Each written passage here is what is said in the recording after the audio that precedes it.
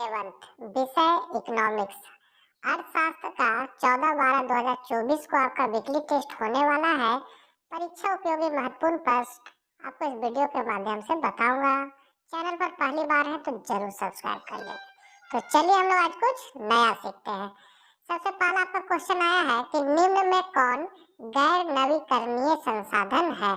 गैर नवीकरणीय है जिनका जल्दी से पुनः नहीं बन सकता है, तो वो है आपका कोयला। यहाँ पहला का आपका सी हो जाएगा। दूसरा क्वेश्चन है आधार वर्ष में सूचकांक का मान कितना होता है। तो आधार वर्ष में सूचकांक का मान जो होता है वो 100 होता है। तो यहाँ पर ऑप्शन बी में भी 100 लिख दिया है और डी में भी 100 लिखा है। देख लीजिएगा दोनों में से जो मारना होगा। चिपको आंदोलन संबंधित है, तो चिपको आंदोलन जो हमेशा है वन संरक्षण से संबंधित है, तो तीसरा का सी हो जाएगा। चौथा है कि P01 बराबर सिग्मा P1 Q0 बट्टा सिग्मा P0 Q0 गुना 100 में P0 क्या दर्शाता है। तो P0 जो होता है वो आधार वर्ष की कीमत को दर्शाता है। तो यहाँ पर आपका ए ऑप्शन हो जाएगा। भौतिक पर्यावरण में क्या सम्मिलित है। तो भौतिक पर्यावरण में आपका भूमि, वायु, जल सभी सम्मिलित है। आपका करेक्ट आंसर डी हो जाएगा, उपर्युक्त सभी। छठा है आर्थिक नीति निर्माण के लिए कौन अनिवार्य है। तो आर्थिक नीति निर्माण के लिए आपका सूचकांक जो होता है वो अनिवार्य होता है। हरित राष्ट्रीय आय, हरित राष्ट्रीय आय का जो फॉर्मूला है वो है आपका शुद्ध राष्ट्रीय आय माइनस प्राकृतिक पूंजी की घिसावट। तो यह बी हो जाएगा। खुदरा कीमत में औसत परिवर्तन को कौन मापता है। तो इसको आपको मापता है उपभोक्ता कीमत सूचकांक। तो 8वां का बी हो जाएगा। ध्वनि की तीव्रता को मापा जाता है, तो इसको हम लोग मापते हैं डेसिबल में। तो यहाँ पर आपका करेक्ट बी हो जाएगा। किसके सूचकांक को आदर्श सूचकांक माना जाता है। तो फीसर के सूचकांक को हम लोग आदर्श सूचकांक मानते हैं। किन्हीं दो कीमत सूचकांक का नाम लिखिए। तो आपका पहला है थोक कीमत सूचकांक और दूसरा है उपभोक्ता कीमत सूचकांक। सतत आर्थिक विकास क्या है।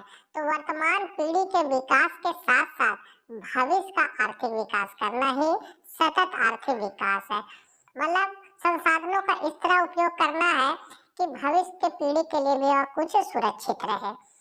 हमें सूचकांक की आवश्यकता क्यों होती है। तो सूचकांक संबंधित चरों के समूह के परिमाण में परिवर्तनों को मापने का एक सांख्यिकीय साधन है। ये अर्थव्यवस्था के लिए बहुत उपयोगी होते हैं।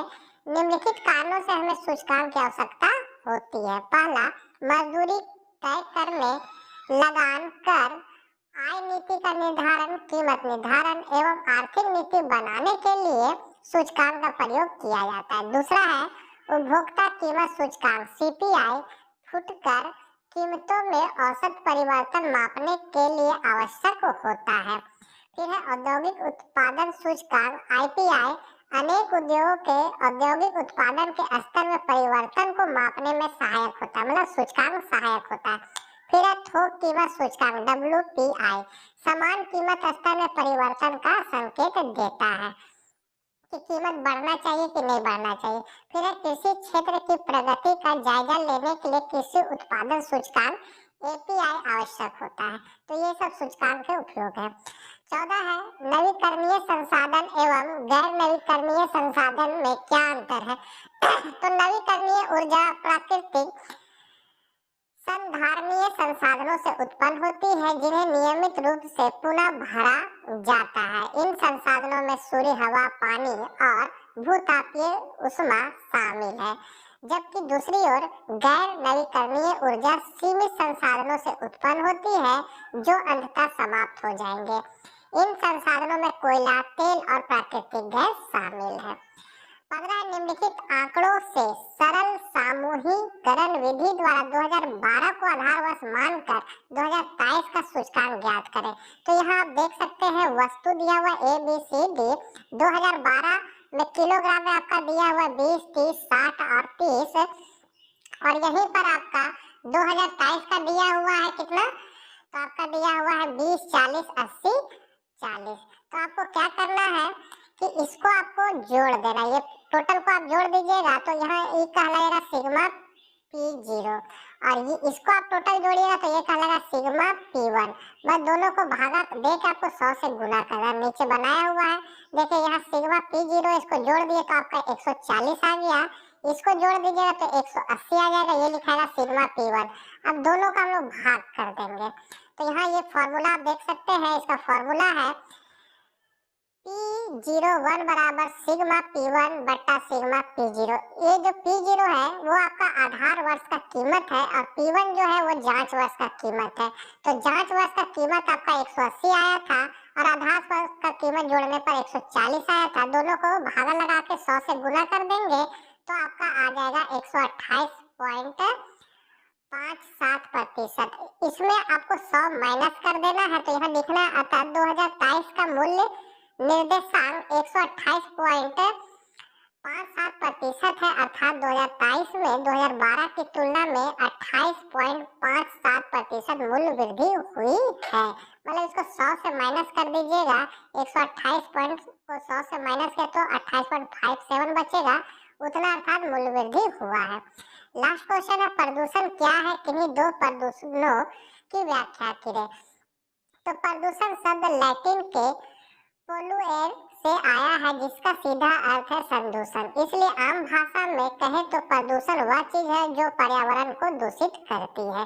दो गो प्रदूषण है, वायु प्रदूषण पहला है, यह प्राकृतिक वायु को विभिन्न प्रदूषकों जैसे हानिकारक धुएं और रसायनों के साथ मिलाकर दूषित करना है। इस प्रकार का प्रदूषण जलती हुई सामग्री या वाहनों द्वारा उत्सर्जित गैसों या उद्योगों के उप उत्पादन के रूप में उत्सर्जित हानिकारक धुएं के कारण हो सकता है।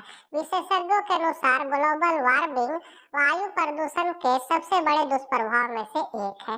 दूसरा है जल प्रदूषण। तो यह पृथ्वी ग्रह पर पानी का प्रदूषण है, इसमें बैक्टीरिया, रसायन और कण जैसे प्रदूषकों द्वारा जल प्रदूषण शामिल है जो पानी की शुद्धता को कम करता है। तेल रिसाव साथ ही कूड़ा कचरा प्रदूषण के सबसे आम रूपों में से एक है। यह मुख्य रूप से झीलों, महासागरों, नदियों और यहाँ तक कि भूमिगत जलाशयों में होता है। तो बच्चों ये थे कुछ महत्वपूर्ण परीक्षा उपयोगी प्रश्न जो आशा करते हैं आपके लिए उपयोगी साबित होंगे। तो मिलते हैं नेक्स्ट वीडियो साथ, तब तक आज्ञा दीजिए। जय हिंद, जय भारत।